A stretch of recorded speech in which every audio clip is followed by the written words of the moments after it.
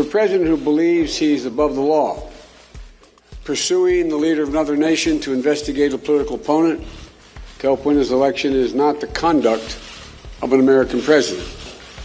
The allegations that he blocked hundreds of millions of dollars in congressionally approved aid to another country, and it's an allegation, unless he agreed to smear a political opponent, is not the conduct of an American president.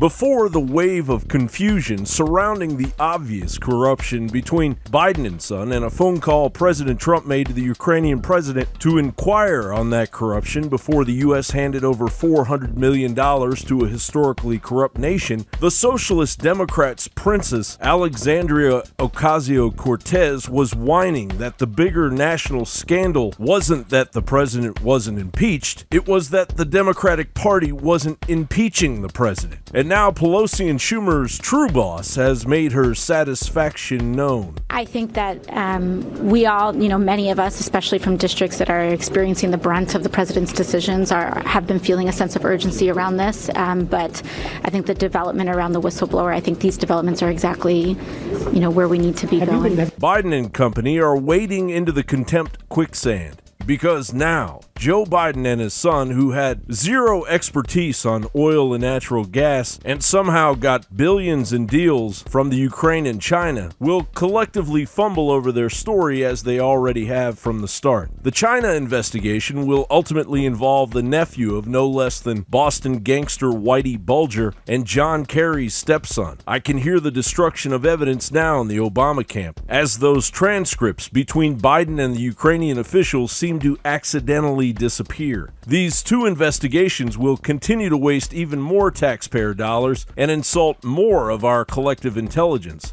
The one investigation looking into President Trump's phone call with the Ukrainian president back in July, which could turn out to be a royal flush for the Trump administration. I spoke to a senior administration official a short time ago who said that the White House is not just releasing the transcript of this July 25th phone call tomorrow. They'll be releasing other documents, including a look at what the Inspector General at the intelligence community found about the whistleblower who started this whole thing. And the other investigation inspecting Joe Biden's public braggadocio that he protected Hunter from a Ukrainian corruption investigation. I'm telling you, you're not getting $1 billion.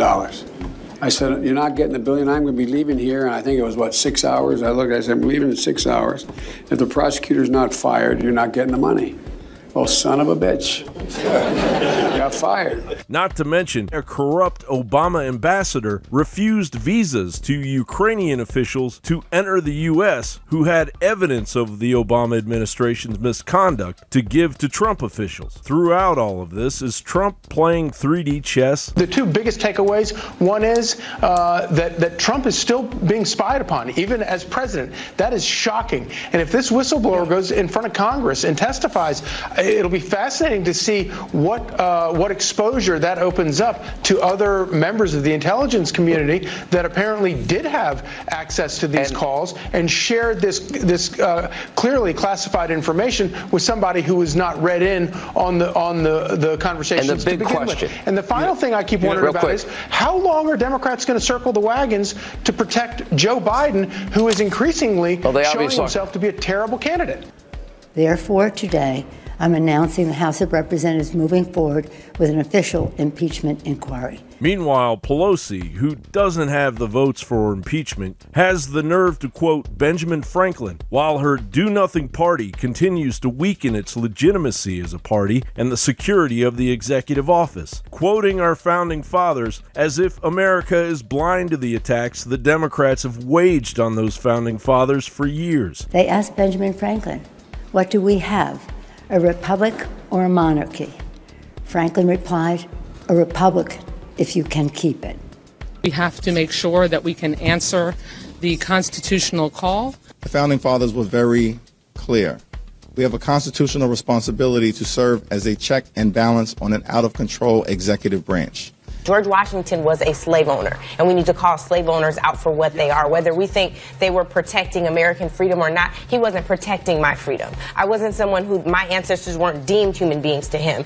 And so to me, I don't care if it's a George Washington statue or a Thomas Jefferson statue or a Robert E. Lee statue. They all need to come down. It's simple. The president would have been committing a dereliction of duty had he allowed a former executive, i.e. former Vice President Joe Biden, to engage in corruption, as is stated in the executive's duties in Article 2, Section 3 of the U.S. Constitution. The Democrats are toying with Providence and have created an impeachment Frankenstein monster that will surely destroy them in the end. John Bound reporting.